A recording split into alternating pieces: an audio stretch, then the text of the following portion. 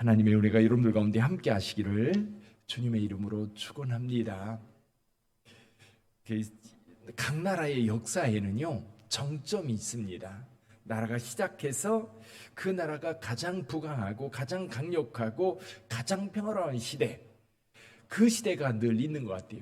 조선시대는 언제일까요? 조선시대를 생각하면 태종, 세종 때입니다. 태종, 세종, 그리고 이제 넘어가서 세조 때까지, 물론 이제 정치적으로 문제가 있었지만 가장 평화로운 시대, 그리고 가장 국력도 강력한 나라, 강력한 시대, 그러면 아마도 세종 시대일 겁니다. 평화롭고 그리고 풍요롭고 나라도 그만큼 넓어졌고, 이게 세종 때 나라가 가장 확장되었거든요. 그다음에 이스라엘의 3000년 역사를 통해서 가장 부강하고 가장 평화롭고 가장 강력한 때는 언제였을까? 아이러니하게도 이 솔로몬 때입니다. 지금부터 3000년 전 그때 가장 강력한 나라를 이루었던 이스라엘, 그 이후로 계속해서 내리막길을 걷다가 요즘 세계적으로 강력한 나라가 된 것 같아요. 자, 솔로몬, 이 솔로몬이 왕이 되고 그리고 정적들이 다 이제 다스려지고, 그리고 이방 나라들과도 가장 평화로운 상황이 되고 모든 것이 안정된 때에 이스라엘은 가장 강력한 나라고 평화로운 나라가 될 수 있었지요. 오늘 솔로몬 이야기를 하고 있는데, 일단 솔로몬이 행정 조직을 이제 다양하게 했습니다. 가장 먼저 나오는 사람들이 제사장입니다. 왜냐하면 제사장의 역할이 가장 강력했거든요. 그리고 지배력도 강했고요.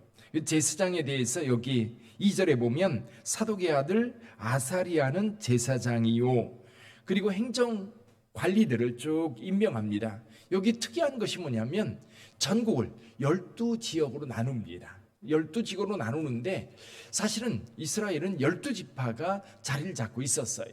그렇죠?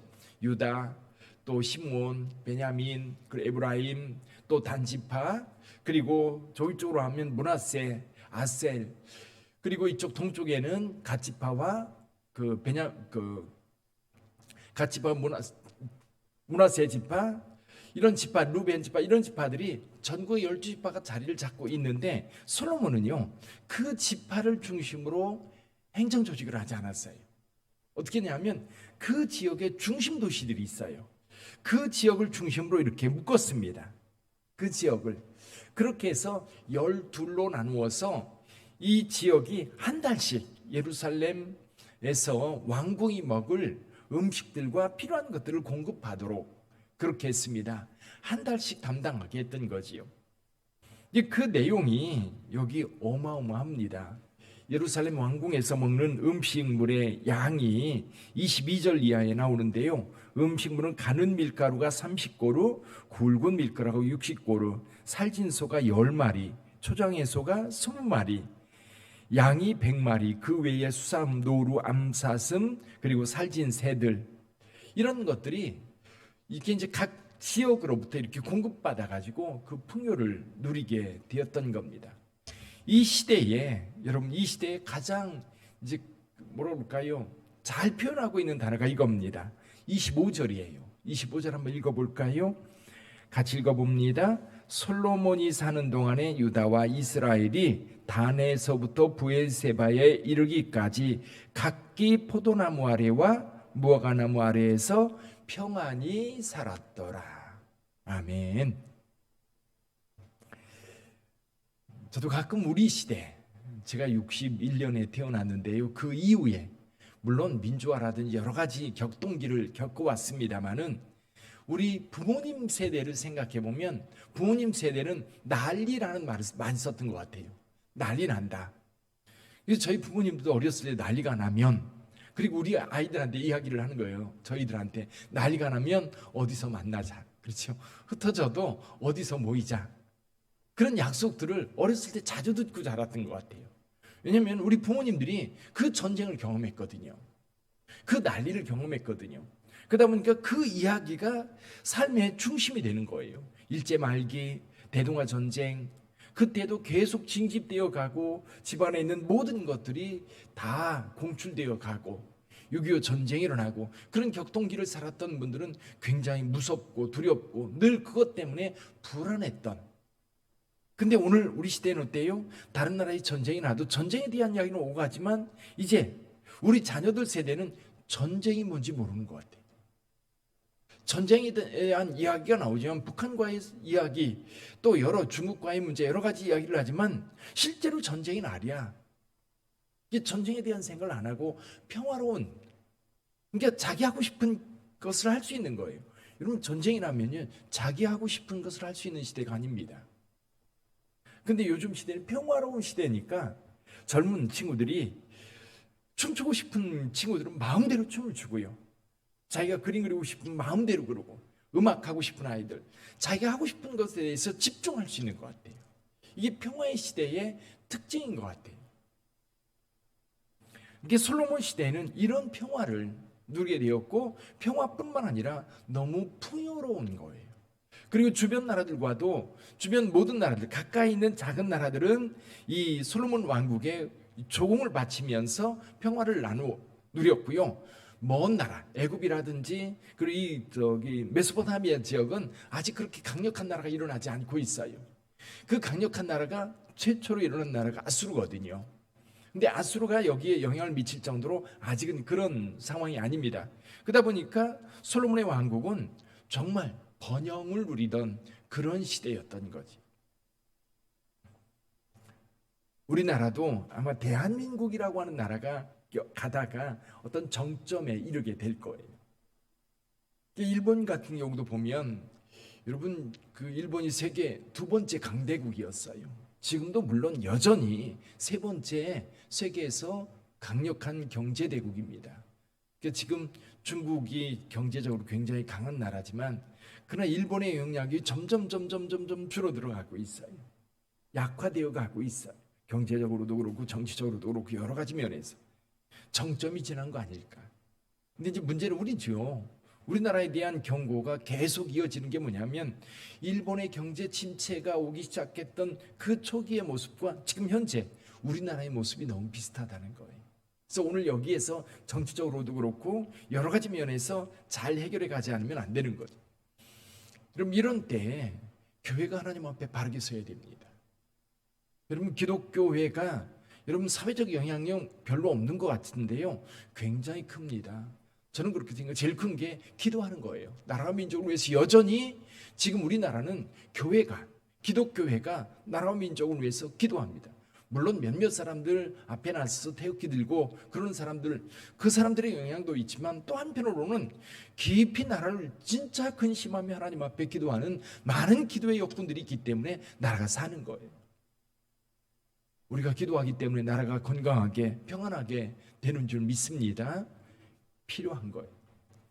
그렇다면 오늘 여기 솔로몬의 나라가 왜 이렇게 평화롭고 그리고 풍요로운 나라가 될 수 있었을까? 좀 생각해 볼 필요가 있지요. 저는 세 가지 정도로 생각해 봤어요. 오늘 본문의 말씀을 주면, 첫째는 뭐냐면 다윗의 헌신이에요. 다윗. 그러니까 다윗이 기초를 단단하게 다져놨던 겁니다. 그러니까 솔로몬이 초기의 왕이 될 때 하나님께서 그를 기뻐했던 것 가운데 한 가지가 뭐냐면 다윗 때문입니다. 다윗은 그 중심이 항상 하나님께 있었어요. 그래서 다윗 같은 경우는 자기가 잘못하면 이 나단 선지자라든지 갓 선지자가 와서 말하면 하나님의 말씀으로 들었어요. 하나님께서 얼마나 이뻐했을까요? 그래서 다윗에게 약속했던 겁니다. 이 나라를 견고하게 할 뿐만 아니라 내 씨로 영원토록 이 땅의 왕위를 이어가게 할 것이다. 다윗에게 약속한 겁니다. 다윗이 또한 강력한 군사력을 가지고 주변 나라들 다 제압해 놓았어요. 솔로몬은 전쟁할 필요가 없었던 겁니다. 이미 다윗은 자기가 그 헌신을 다 해놨던 거예요. 가끔 그런 생각을 합니다. 우리 부모님들의 영향이 자녀들에게 얼마나 미칠까?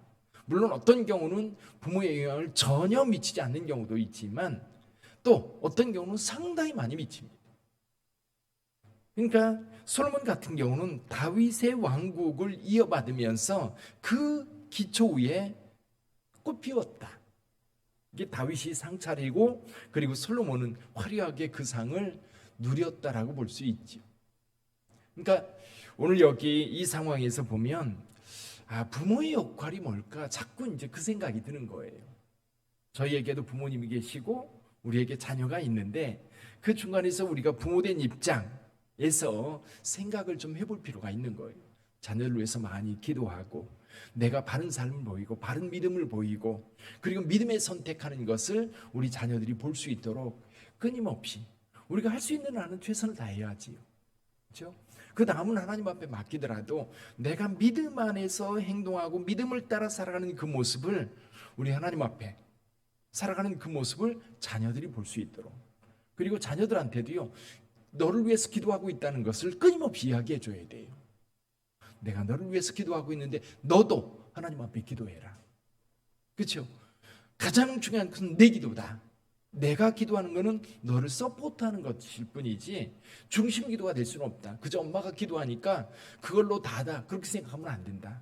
그래서 끊임없이 기도하게 하고 그리고 그로 하여금 하나님의 말씀을 따라 살도록 그래서 우리가 믿음에 견고하게 서 있으면 그 견고하게 서 있는 그 믿음 위에 우리 자녀들이 세워지고 커갈 수 있는 거죠. 그래서 믿음의 가문이 형성되는 것 같아요. 솔로몬은 아버지 다윗의 그 영향력이 굉장히 컸다. 저는 그렇게 봅니다. 또 한 가지는요. 솔로몬의 지혜입니다. 지혜.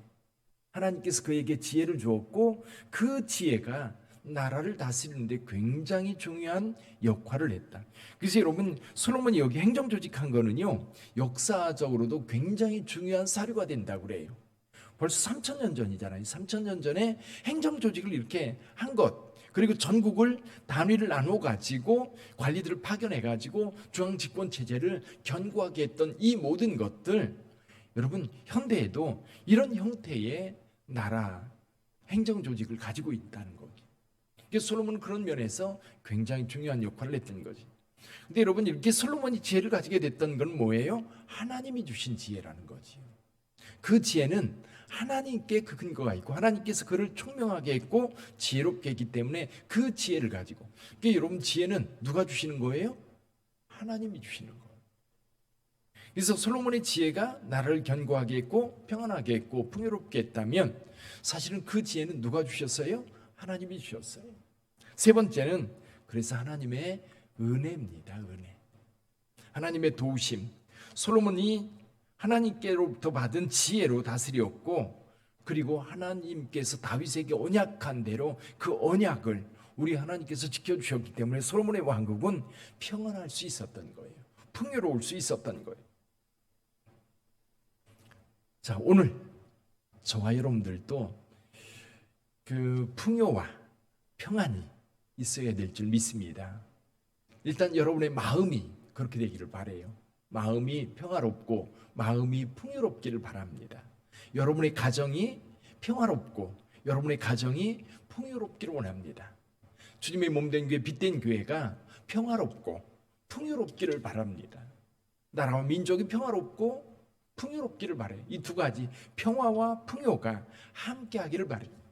근데 핵심은 뭐냐면 두 가지인데요. 하나는 하나님의 은혜입니다. 그래서 은혜를 늘 구해야 돼요. 하나님과의 관계성 속에서 구해야 되고 두 번째는 우리의 헌신이에요. 그렇죠? 우리의 노력 없이 이루어지지 않고요. 하나님의 은혜 없이 이루어지지 않아요. 이 두 가지는 늘 같이 가는 것 같아요. 우리가 충성되이 헌신하며 동시에 하나님의 은혜를 구할 때 이 솔로몬에게 주었던 솔로몬의 왕국에 주었던 이 풍요와 이 평화가 오늘 우리에게도 있는 줄 믿습니다. 그래서 오늘 저와 여러분들이 하나님 앞에 깊이 기도하면서 평화와 풍요를 구하고요. 또 우리가 맡은 일들 잘 감당해 간다면 하나님께서 저와 여러분들에게 여러분의 가정 위에 주님의 몸된 교회는 빛된 교회에도 이 은혜를 주실 줄 믿습니다. 기도하겠습니다.